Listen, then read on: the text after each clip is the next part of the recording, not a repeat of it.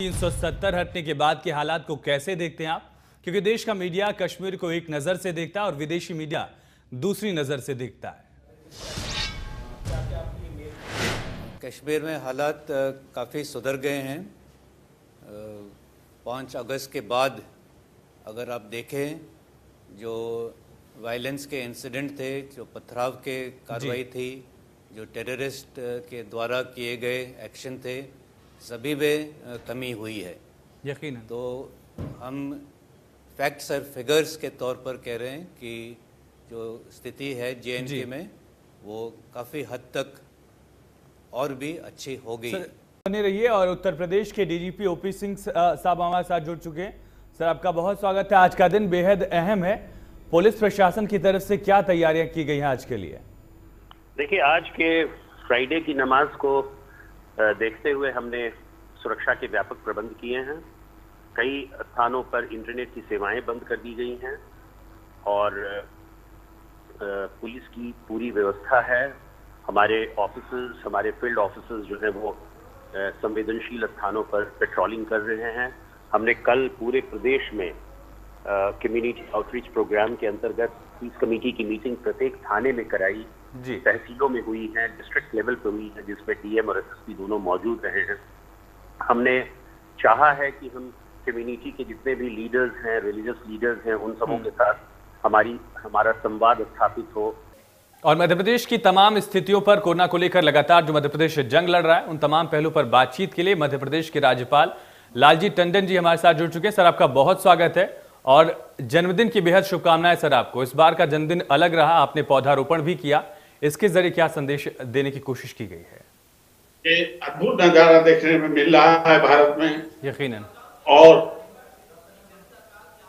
ये भी है कि सब लोग अपने अपनी तरह से तो कोशिश कर रहे हैं जी कि स्थिति संभालें। तो लेकिन एक अगर वायरस भी जितना फैल गया है तो उसको कैद करना या रोकना जी, उसमें तो समय लगता है, लगेगा। मंत्री साहब, सुबह में सरकार बदली है, पार्टी भी बदली, आपकी काम करने का सलीका और तरीका कितना बदलेगा?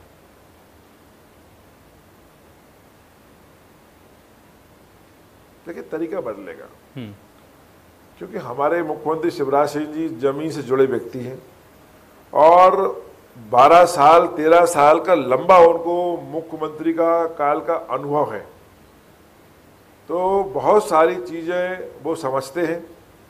खास करके मैंने जो उनमें देखा कि वो गरीब आदमी का दर्द समझते हैं जी।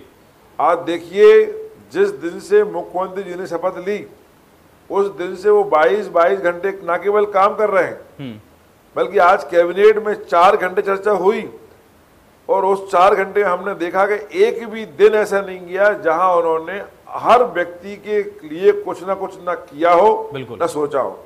कमल पटेल जी, आपका बहुत स्वागत है, बहुत शुभकामनाएं भी आपको। एक बार फिर से पूर्व मंत्री से मंत्री बन गए आप। कितनी बड़ी लेकिन जिम्मेदारी है इस कोरोना काल में आपके ऊपर? नमस्कार,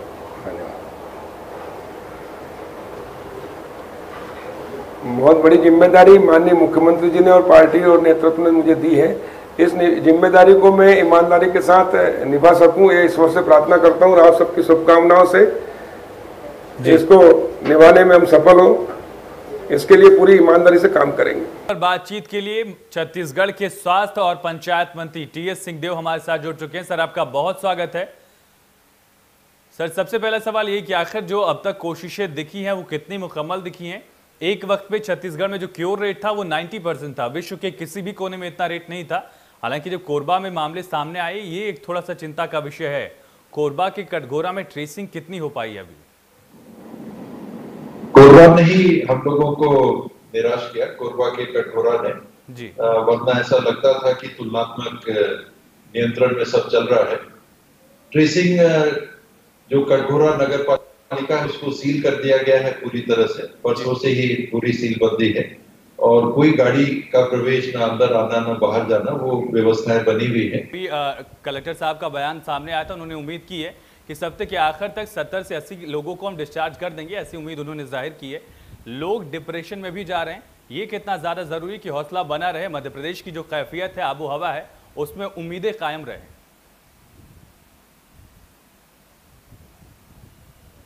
नहीं, हौसला तो बहुत जरूरी है। जो लोग इसको वातावरण को जहरीला कर रहे हैं ना, जो लोग वातावरण को दूषित कर रहे हैं, कोरोना का जीवाणु तो हम मार ही लेंगे, पर इस मानसिकता को कैसे मारेंगे जो देश के खिलाफ है। प्रदेश की जनता है वो आपसे कुछ सवाल करेगी, और उससे पहले आपका बहुत बहुत स्वागत है इंडिया न्यूज पर। सर, पहला सवाल यही जो बुनियादी सवाल कि मध्य प्रदेश एक कृषि प्रधान प्रदेश है, 70% जनता सीधे तौर पर आपसे जुड़ी हुई है किसानी के तौर पर। क्या खाका है किसानों के बेहतर दिन लाने के लिए?